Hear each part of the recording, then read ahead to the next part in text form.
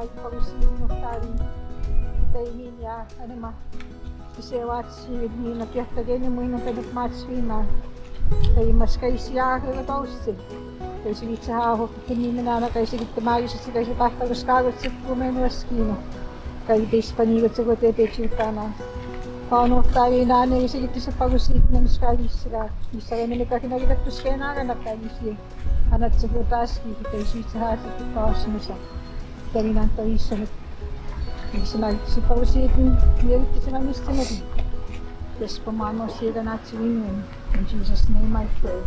Amen. I'm proud today that I still retain my language, that I'm able to speak and pray in my Cree language. I just thank the Creator for this day, thanking Him for all the blessings that He continues to give us in our lives today. I'd like to sing a song for all the survivors and all the children that never made it home. It's a song that my father had given me to sing. He taught me a lot of this way of life and to be strong, and that we need to continue to support and help our young people because they're suffering in the community.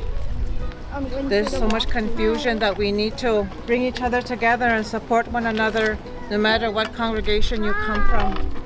I wanted to share that today because a lot of our adult people are saying, don't go there, but the youth want to come. Don't go there, but they want to go over here. Just let them be where they want, where they feel comfortable and safe. So as I sing this song, this is for all those spirits that never made it home, and it's very hurtful. And knowing my mom went to residential school along with my families, and my mother-in-law who's gone to the spirit world, who never talked about it. So this song is for all of you here and all the people that have suffered.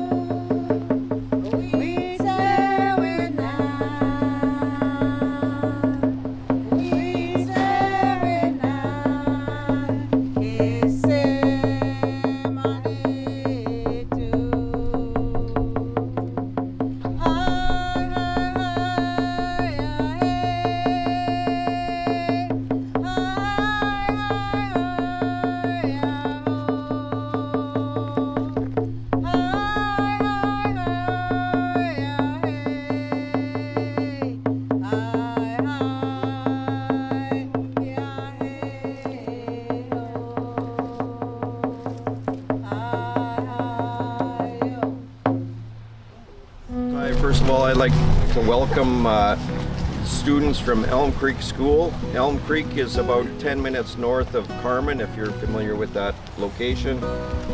We brought them here to mix with our students from HBO as part of reconciliation and to take part in community activities to learn about our culture here.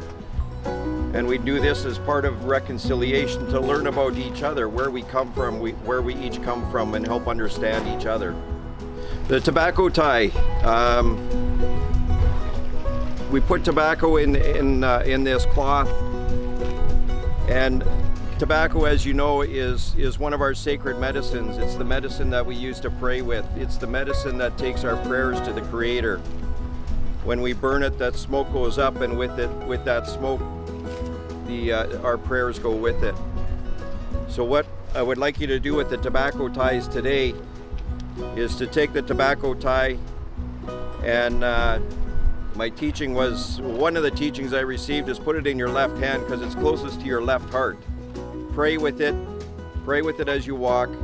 Then we put it into a sacred fire, and your prayers will go to the Creator.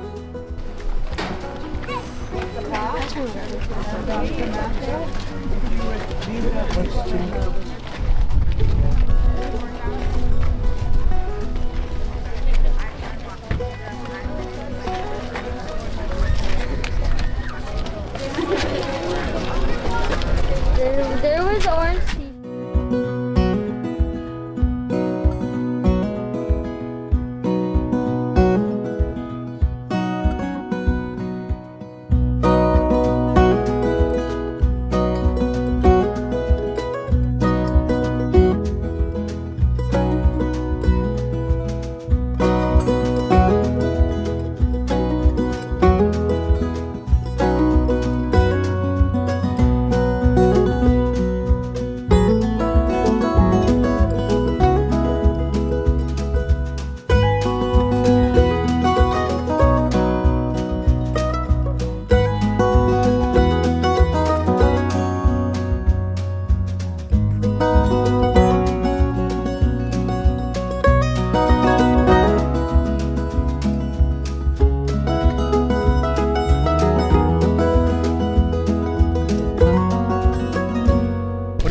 I'm walking for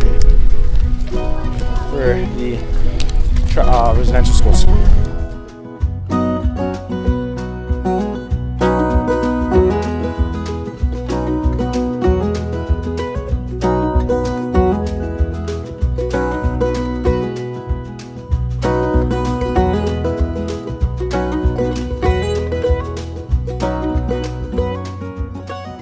We walk from the multiplex to the physical stage.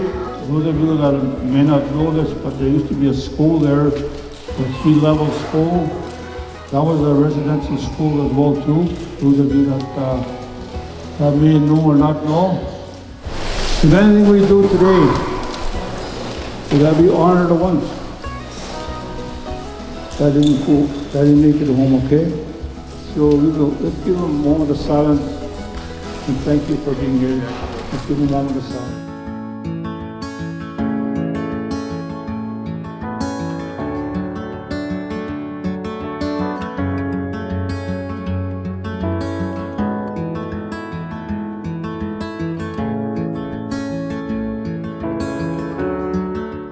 There's a story behind this, and that's what I'm going to read. The handouts were given out, which you can take home and share it with your family members at home.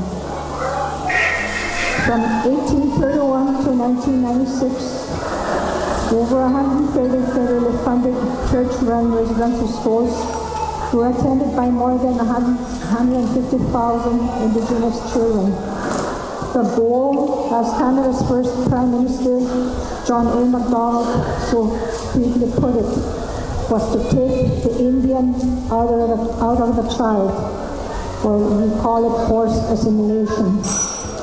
It was a cultural genocide that has echoed through generations of Indigenous peoples, through intergenerational trauma, stories stolen, stories lost, stories too horrific to tell. Born on Dog Creek Reserve, 85 kilometers south of Williams Lake, British Columbia, Phyllis Webstad, Jack was her maiden name, is Northern Kashrab from Canoe Creek Indian Band. She lived with her grandmother, who in preparation for her first day of school in 1973, took her shopping for a new outfit. Phyllis carefully picked out an orange shirt that was both bright and exciting, reflecting her feelings on going to a new school. But when she arrived at St. Joseph's Mission Residential School, just outside Williams Lake, British Columbia, her emotions quickly went from excitement to terror when her shirt was taken away from her. The shirt represented a piece of home, a piece of her heart, and a life she knew it, as she knew it. This would be the first of many heartless and cruel actions she would experience in that residential school, along with the traumas during her year away from her home on a reserve. The Orange Shirt Society is a non-profit organization that was formed with its home in Williams Lake, BC. Their Orange Shirt Day began in 2013. The Orange Shirt Society was founded by Phyllis Jack Webstad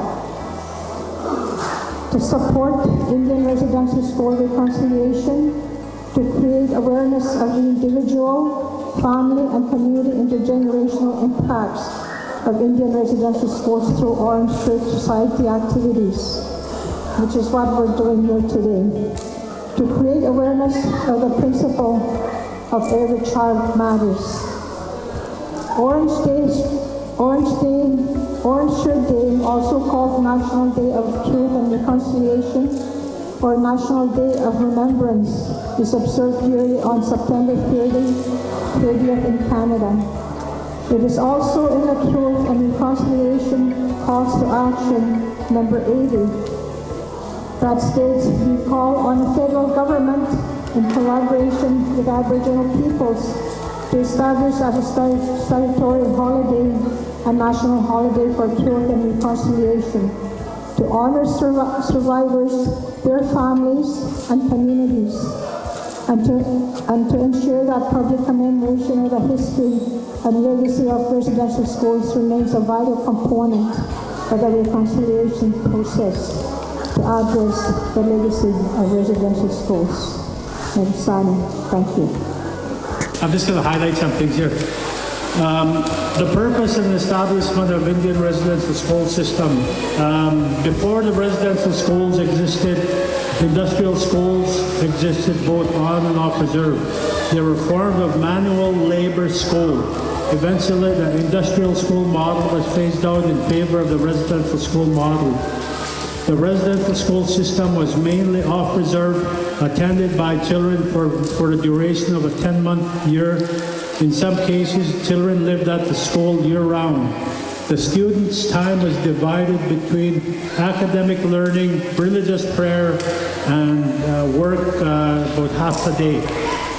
The school system was based on clearly stated goals of assimilating Indigenous people, deemed to be the most effective way to civilize us.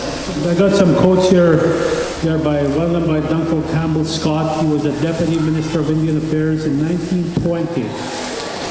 He was quoted as saying, "I want to get rid of the Indian problem.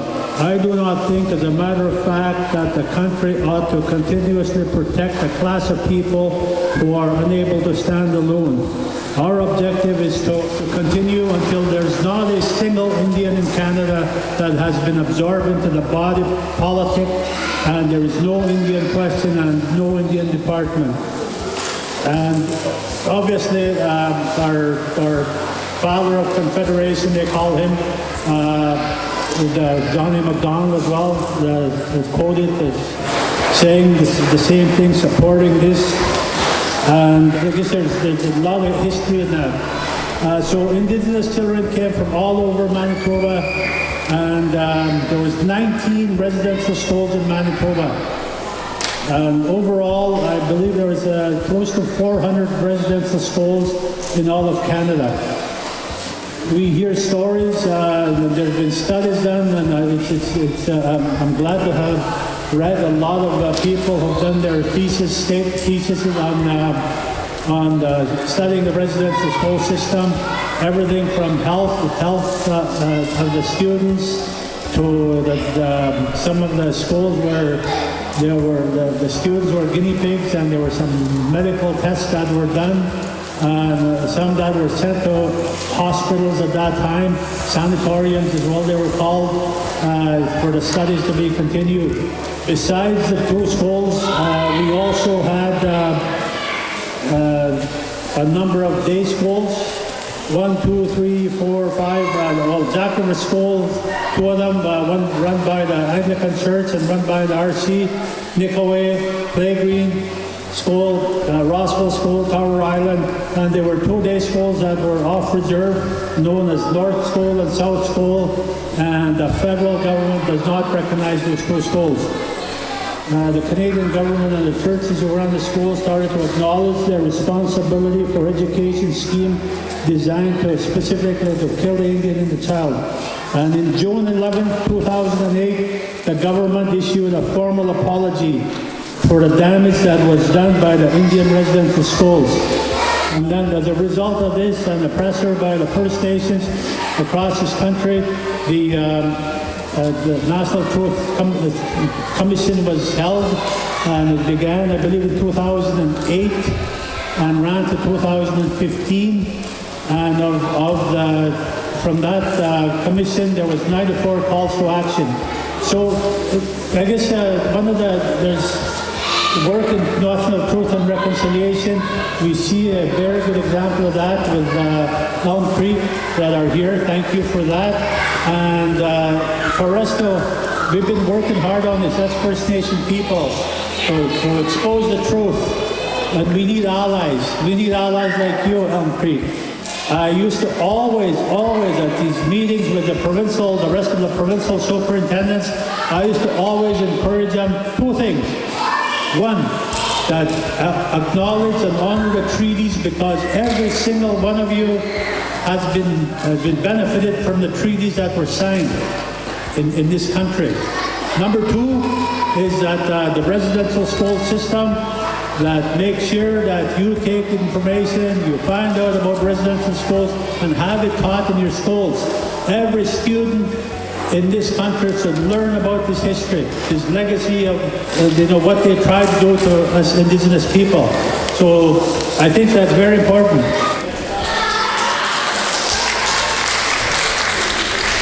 So today it started at 8 o'clock this morning to later on tonight. The Parliament Hill, the House of Commons will be lit in orange. Last year we went this time to a gathering in Toronto, and they have a Toronto sign, and it was lit in orange as well. So there's a lot of good opportunities for us to promote, and I hope this continues. We have elders here and survivors here that I work with on a regular basis, and they're excellent source of information. Thank you very much. When I was in school, I didn't know what was going on until I went back to my hill. It's for me, I can see a lot of it. I went through northern Manitoba and Ontario for some workshops. Eileen was there most of the time too. There's a lot of this going on. It's the him and the whites again, and going into drugs and all that, trying to kill their pain. It's hurting them more. It's hurting the communities more. It was so amazing. I didn't learn anything much because I was shaking most of the time. I had fear. That was one of the lowest, lowest grades I had in school. And I couldn't tell my parents because I was threatened by these older students. And I'm telling the truth. You know, might as well bring it out. They threatened to drown me. And that's what I went through a lot. And then my brother used to lay picture, wanted to help me, and then they would do the same thing to him. Even at the Jack River School, when my daughters were there, no one day they told me that they were crying in school. Sister would pinch them for their ears, and then they would give them suckers, not to tell the parents. One of my daughters came and told me this. I got angry. And I went to Mr. Regan. Regan was the time that the principal. I went and told him, because it got me mad. I didn't want my kids to be that way, to be abused, what I went through. So I went and told him, I said, next time it happens, I said, Mr. Regan, you know, I'm going to come here and slap that person, whoever, doing this to my daughters. So he said, I'll solve this problem, he said. It won't happen again. We talked to these students in the schools and we said, let's stop this. We don't want this happening to you. We want you to learn.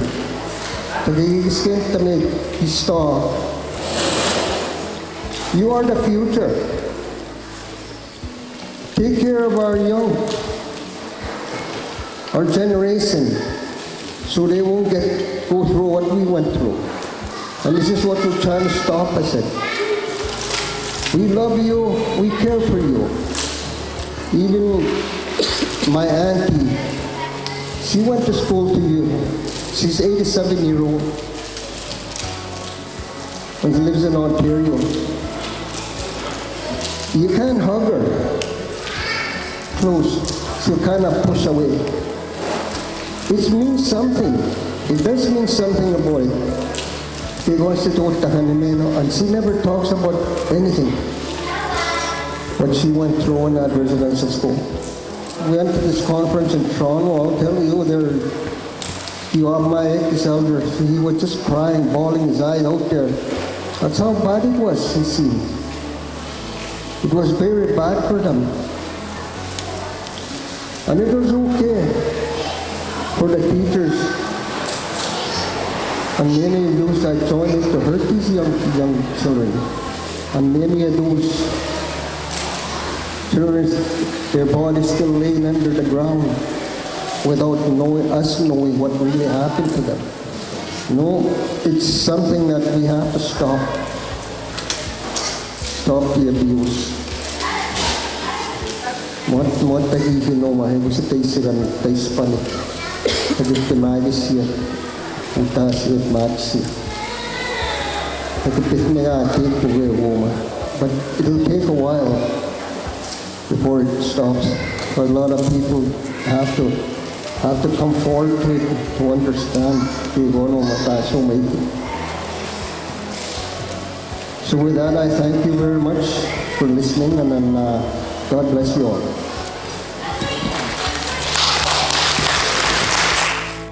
The last residential school I went was Mackay School. But I remember this one night. They cried and says, "Can I come and live with you?" I knew it was not up to me to say yes. I started feeling imustahan.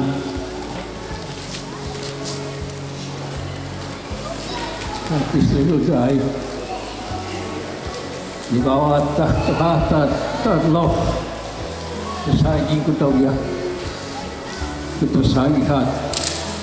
the very basic human need to love somebody and to be able to love someone else. So at the end of at 10 of Tayo, grade 11. He went home to BBS. And then I went back in September. And then that landlady said, what are you, how come you're anxious, he said. Well, I said, I'm waiting for my little friend. And he told me to sit down. I sat down with her. And he said, Grant, your friend, your little friend, Solomon, never coming home.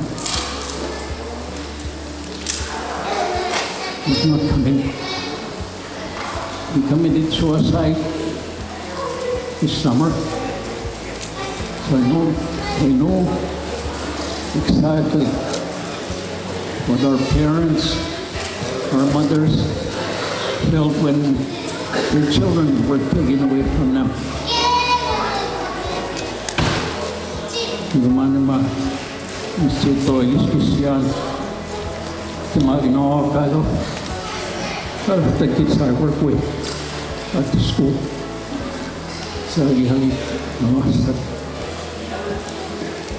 And Gordon was talking about tagging school to Gordon. We call that lateral violence. Lateral violence, there are many forms of lateral violence. Both hemorrhage, closet is one. Then aspects I see a lot of that in our community. The guys get to my things, and this is because of our experiences in residential school. Because I say, may imaga, kagi musakipitigawiya to attend residential school. In a couple of weeks' time, I'll be going out to a training center that teaches native ministry. I'll be training there. The things can almost the people that are trained for ministry, what lateral violence is and what infant loss is. There's a lot of work that needs to be done in our reserves. Yes, ma, that's from it now. We thank you for listening. Good afternoon. I greet all in the name of Jesus. And this is the day again that the Lord has made for us to come together. My mother was your survivor of the residential school. She passed 9 years ago. And my late dad worked at the residential school. He used to tell us about it. Because he worked there. Ako, his son was a survivor. His son, mostly, the residential school, day school, mostly St. Joseph School. And then when they're talking about abuse, I was abused when I was a young child. And my parents kept telling me, don't worry about it, just try and go to school. Education is important. But I didn't give up. And then I didn't know then that I was going to be used. Reconciliation is something to confess. Reconciliation is to confess. And we are confessing every one of those stories that you hear. To forget and to forgive. So I can be ill, so we can be ill and go on. But if we are bitter, then we cannot heal. We cannot heal our community, whatever. We cannot heal each other. It's not approvable as an individual. We have to try and Be strong and be brave all the time. Keep going. We have to heal each other. We have to help one another. And that's why this guy come here. I was speaking about today I can feel it. I want to make it up to my mister. You try not to keep it. Try not to be mad about it. You try and leave it and let God and let go. But never to stop praying about it. To pray for each other. In our communities, reconciliation also means to confess and to ask for forgiveness. And the truth is there to abate na at si Babetta Marta music have come si Kate with his praise and all that. But long years ago that happened, for 20 years ago. The ones that we didn't see, the ones that were older that are born off come was happening. I was cemetery not animal. They built limited sauces, the government took them like that from their homes. Get it wrong, please, no, still there. And I hope it's not about the money, man, and Victorina. I hope it's not about the money. Maybe for some people, maybe it's just about the money. But for us, we have to heal and help each other. So those few words, say to understand. Thank you for listening.